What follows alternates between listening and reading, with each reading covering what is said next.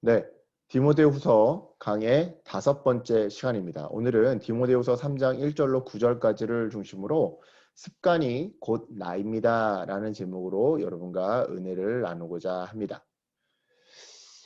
저는 오늘 여러분과 습관에 대해서 이야기를 나누고자 합니다. 왜냐하면 오늘 본문이 바로 이 습관에 대해서 말하고 있기 때문이죠.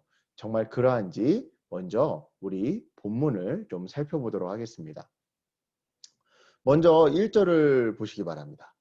지금 이 1절에 쓰인 말세라는 단어는요, 신학적으로 예수님의 초림과 재림 사이의 모든 기간을 뜻하는 단어입니다. 따라서 1절에서 바울은요, 그 옛날 디모데를 비롯해 오늘날 우리가 살아가는 이 모든 시대가 고통이 가득한 말세라고 말하고 있는 건데요. 특별히 바울은요, 이 말세를 살아가는 사람들이 어떠한 삶의 습관을 갖고 있는지를 2절로 5절까지 해서 말해줍니다. 2절로 5절까지를 눈으로 보시면서 제 설명을 한번 들어보세요. 먼저 첫 번째로 말세의 사람들은요, 하나님 사랑을 버려버린다고 합니다. 대신 자기 자신과 돈과 쾌락을 사랑하면서 자기를 자랑하고 하나님은 모독하더라는 것이죠. 두 번째로 말세의 사람들은요, 이웃사랑도 버려버린대요. 부모를 향한 순종, 감사, 존경, 애정, 이해를 잃어버리고 타인을 향한 비난, 폭력, 악행, 배신만 가득하더라는 것이죠. 세 번째로 말세의 사람들은요, 종교의 껍데기만 남기고 신앙의 본질은 버려버린다고 합니다. 즉, 예배는 드리고 헌금도 하고 기도도 하지만 정작 사랑과 진정성은 사라진, 그저 타성에 젖은, 그저 예배당 안에서만 거룩한 그러한 무늬만 그리스도인이 되더라는 것이죠.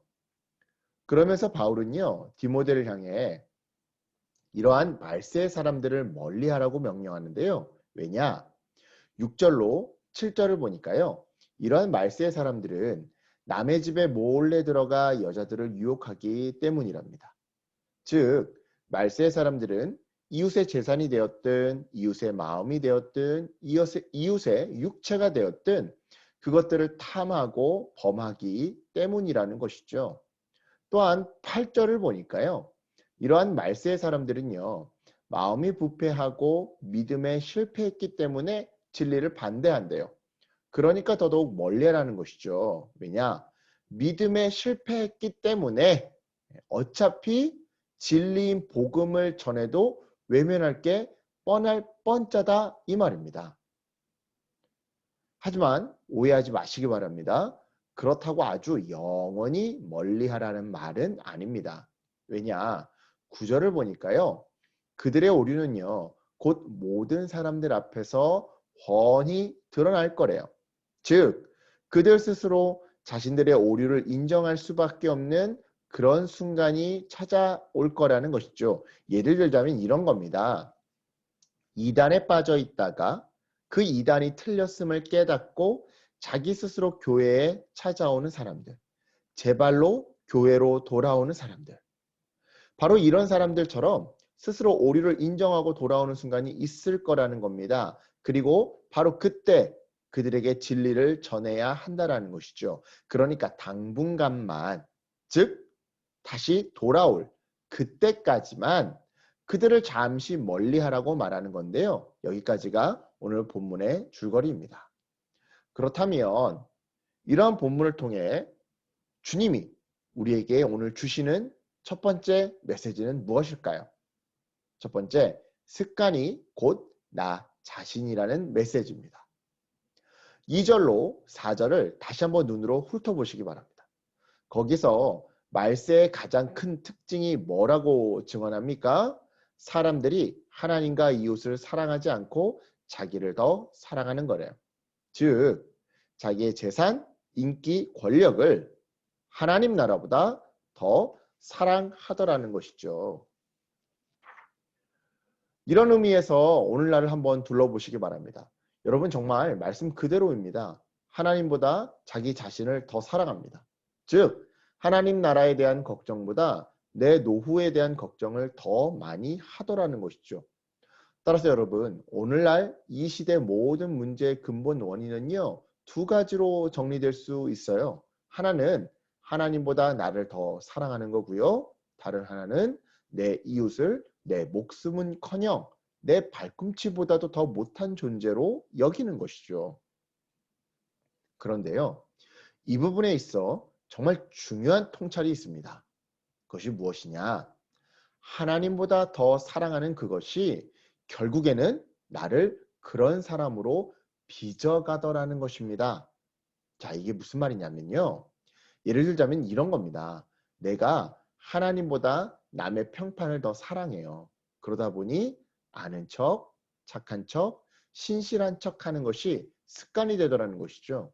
그리고 그런 습관을 가진 사람들이 모여서 바리새인같이 외식하는 교회를 만들고 체면에 죽고 못 사는 못된 낡은 전통을 만들더라는 거예요. 또한 내가 하나님보다 내 노후를 더 사랑합니다. 그러다 보니 내 노후를 위해서라면 간도 쓸개도 양심도 사람도 건강도 다 팔아버리고 오직 성공에 매달리는 습관만 남더라는 것이죠. 그리고 그런 습관을 가진 사람들이 모여서 이 사회를 물질 만능주의로 만들더라는 겁니다. 그렇습니다, 여러분. 이처럼 내가 사랑하는 것이 내 습관을 만들고요. 그 습관이 곧 나의 정체성을 보여줍니다. 한번 잘 들어보세요. 내가 어쩌다 한번 내뱉는 선한 말, 좋은 말이 나를 증명해 주는 것이 아닙니다. 또한 설교 듣다가 아니면 기도하다가 떠오르는 생각이나 결단이 역시 나를 선한 사람이라고 증명해 주는 것도 아니죠. 마찬가지로 내가 어디에 있는지, 가령 주일 오전이면 어디에 가서 앉아 있는지, 뭐 이런 장소의 문제도요, 역시 나를 증명해 주는 게 아닙니다. 동일하게 어쩌다 한번 한 착한 행실도 선행도 역시 나를 증명해 주는 게 아니죠. 그렇다면 무엇이 나를 증명해 주느냐? 내 습관이 나를 증명해 줍니다. 즉 습관이 곧 나 자신인 것이다 이 말이죠. 저희 어머니는 요양원에서 치매 어르신을 돌보는 요양보호사로 일하고 계십니다. 그래서 가끔 치매 어르신에 대한 이야기를 전해 듣곤 하는데요. 어머니 말씀에 의하면 치매 어르신 중에도요, 예쁜 치매 어르신이 있고 미운 치매 어르신이 있대요. 미운 치매 어르신은요, 그렇게 욕을 하고 물건을 집어 던진다고 합니다. 하지만 예쁜 치매 어르신은요, 말도 이쁘게 하고 행동도 조신하게 하신대요. 이런 예쁜 치매 어르신 중에 어떤 한 분을 어머니가 소개해 주셨는데요. 하루는 이분에게 밥을 갖다 드렸대요. 그랬더니 갑자기 이분이 하야야 하고 소리를 빽 지르시더라는 것이죠. 깜짝 놀라서 뭐가 잘못됐나 뒤를 돌아봤더니 이분이 계속 뭐라고 웅얼웅얼 하시더라는 거예요. 그래서 가까이 다가가서 귀를 기울여 봤다고 합니다. 그랬더니 이분이 어눌한 발음으로 할렐루야, 하나님 아버지, 밥 잘 먹겠습니다. 감사합니다. 아멘. 하시더라는 거예요. 분명 그분은 자식들도 못 알아보고 자기 이름도 기억 못하는 중증 치매 환자이신데 말이죠. 그 경험을 통해 그리고 그분과 또 그분을 비롯한 다른 치매 어르신들의 그 보호자 가족들의 증언들을 통해 어머니가 깨달은 게 하나 있었다고 합니다. 그게 뭐냐? 건강했을 때 욕이 습관이었던 사람들은요, 치매에 걸리고 나면 다른 건 다 잊어도 몸에 배어있는 욕은 계속 하더라는 거예요. 하지만 반대로 건강했을 때 기도드리던 게 습관이던 사람은요, 치매에 걸리고 나서도 그래서 다른 건 다 잊어도 몸에 배어있는 기도는 계속 잊지 않고 하더라는 것이죠. 이 이야기를 듣는데요. 뭔가 제 안에서 뭉클한 거예요. 그러면서 한 가지를 깨달았는데요. 그것이 무엇이냐? 바로 습관이 내 자신이라는 겁니다. 맞잖아요, 여러분. 내 기억이 다 지워져서 사랑했던 사람들조차 알아보지 못하는 그 순간. 그래도 지워지지 않고 남아있는 내 삶의 마지막 기억이 뭐라는 겁니까? 바로 습관이라는 겁니다. 또한 나조차도 내 자신이 누구인지를 기억하지 못하는 그 순간 그나마 내가 누구였는지를 설명해주는 마지막 이름표가 뭐라는 겁니까? 그 역시 습관이라는 겁니다. 그렇습니다. 습관이 곧 나의 마지막 기억이자 나의 마지막 이름표입니다. 그래서 기독교 철학가이자 켈빈 대학교의 신학교수인 제임스 스미스는요. 그에 져서 습관이 영성이다 해서 이렇게 말한 건데요. 제가 한번 읽어보겠습니다. 당신의 감정도, 당신의 생각도 당신을 말해주지 않는다. 당신의 습관이 진정 당신이 무엇을 사랑하는지를 말해주고 당신이 어떠한 존재인지를 말해준다. 그렇습니다. 예배 때 감동받고 결단하고 돌아갔다고 해서 그 감동받고 결단한 바가 곧바로 나의 행동으로 이어지는 게 아닙니다. 평상시 나의 습관이 곧바로 행동으로 이어지는 것이죠. 마찬가지로 갑작스러운 고난과 위기 상황 속에서 우리는요, 하나님을 향한 감정과 결단과 생각대로 움직이지 않습니다. 너무나도 당황스러운 나머지 하나님을 향한 뜨거운 기도, 굳센 믿음 이런 거 다 잊어버리고 오로지 몸에 배어있는 대로, 즉 습관대로 행동하게 되더라는 것이죠. 그렇습니다. 다시 말씀드리지만 습관이 곧 나입니다. 그렇다면 여러분, 나쁜 습관보다 기왕이면 좋은 습관을 들이는 게 좋지 않겠습니까? 왜요? 습관이 곧 나니까요. 기왕이면 나쁜 나보다 좋은 내가 되는 게 더 좋은 거잖아요. 그래서 주님은요, 오늘 본문을 통해 두 번째 메시지로 경건의 습관을 들이라고 말씀하시는 겁니다. 5절을 보겠습니다. 이 5절에서 경건의 모양이란 무엇을 의미할까요? 바로 종교적인 형식을 의미합니다. 즉 예배 빠지지 않는 거, 11조헌금 떼먹지 않는 거, 이런 것을 의미하는 것이다 이 말이죠. 그렇다면 경건의 능력이란 또 무엇을 의미할까요? 우리 이 뜻을 알기 위해 야고보서 1장 27절을 참고해 보도록 하겠습니다. 야고보서 1장 27절 제가 읽겠습니다. 하나님 아버지 앞에서 정결하고 더러움이 없는 경건은 곧 고아와 과부를 그 환난 중에 돌보고 또 자기를 지켜 세속에 물들지 아니하는 그것이니라. 아멘. 그렇습니다. 경건의 능력이란 첫 번째로 어려움에 처한 사람을 도와주는 이웃사랑, 그리고 두 번째로는 세상 가치관에 물들지 않는 정결함을 의미합니다. 그렇다면 이 대목에서 아니 목사님, 도대체 이웃사랑과 정결함이 어떻게 능력이 됩니까? 라고 반문하는 분이 나오실 수도 있을 겁니다. 자, 이웃사랑부터 한번 설명해 보죠. 여러분, 나는 준다의 미래형이 뭐라고 제가 자주 말씀드렸었죠? 나는 받는다. 그렇습니다. 내가 누구한테 주잖아요. 그러면 그게 돌고 돌아 내가 어려울 때 다시 나한테 돌아오는 법입니다. 그래서 이웃사랑이 바로 능력인 것이죠. 대표적인 예로 백종원을 생각해 보시기 바랍니다. 레시피 다 알려주니까 결국 자기한테 돌아오는 대중의 사랑, 대중의 존경이 있는 거 아닙니까? 계속해서 이번에는 정결함을 한번 설명해 보죠. 여러분, 타고난 능력이 칼이라고 한다면요. 그 칼을 안전하게 보관하는 칼집은 무엇일까요? 바로 정결함입니다. 대표적인 예로 삼손을 생각해 보세요. 정결하지 않으면요. 즉 칼집이었으면요. 그 칼에 나도 베이고 남도 베입니다. 그래서 결국 그 칼로 즉 그 능력으로 오히려 남도 망가뜨리고 스스로도 망가뜨리더라는 것이죠. 그래서 여러분 정결함 역시 경건의 능력일 수밖에 없는 겁니다. 내 능력이 계속 유지되도록 하는 능력, 내 능력이 되려 나를 망가뜨리지 않게 또한 내 사랑하는 내 옆 사람들을 해치지 않게 지켜주는 능력, 바로 이러한 능력이 바로 정결함이니까 말이죠.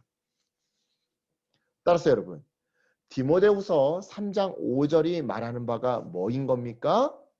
종교적 형식을 갖추는 데만 만족하지 말고, 물론 이것도 갖춰야 하겠지만 동시에 어려운 이웃을 실제로 도와주고 또한 세상과 반대로 살라라는 겁니다. 좀 더 쉽게 말해 볼까요? 세상에서는 남의 돈 떼어먹고 이간질하고 어떻게든 세금 적게 내려고 편법을 동원하고 남들처럼 투기하고 적당히 속이고 적당히 숨기고 적당히 외면하고 적당히 눈 감아주면서 교회에 와서만 주일 성수 잘 지키고 11조 잘 내고 큰 소리로 찬양 기도 잘하면 그만인 것이 아니더라는 것이죠. 본문 5절은요. 네가 주일 성수 잘 지키고 11조 잘 내고 찬양 기도 열심히 한 만큼 세상에서도 이웃을 잘 돌봐주고 세상 사람들과 다르게 살라라는 겁니다. 쉬운 말로 교회에서나 교회 밖에서나 하나님과 이웃을 사랑하는 습관이 동일해야 한다는 것이죠. 이런 맥락에서 우리가 만들어야 하는 습관은요. 1차적으로 하나님을 사랑하는 습관이어야 합니다. 즉 뜨겁게 기도하고 깊게 성경 읽고 예배를 비롯한 전도 선교 구제에 순종하는 습관을 만들어야 한다 이 말이죠. 또한 2차적으로 이웃을 사랑하는 습관을 만들어야 하는 건데요.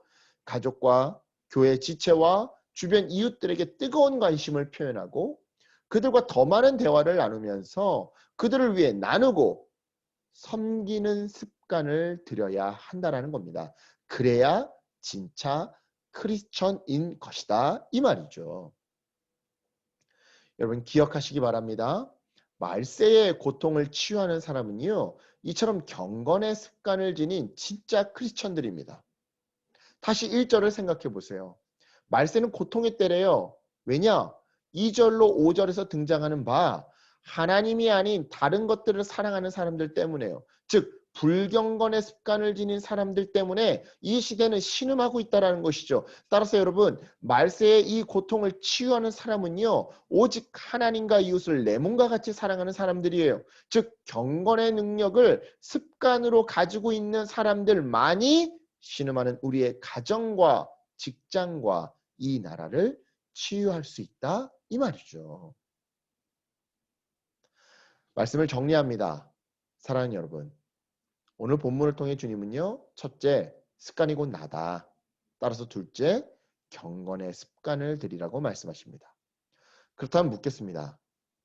여러분은 누구입니까? 세상 속에서는 하나님의 사람이라고 스스로를 소개하겠지만 여러분의 습관은 여러분이 누구라고 소개하고 있습니까? 하나님 앞에서는 내가 내 이웃을 내 몸과 같이 사랑해 왔다고 증언하겠지만 여러분의 습관은 하나님 앞에서 여러분이 어떤 삶을 살아왔다고 증언하고 있습니까?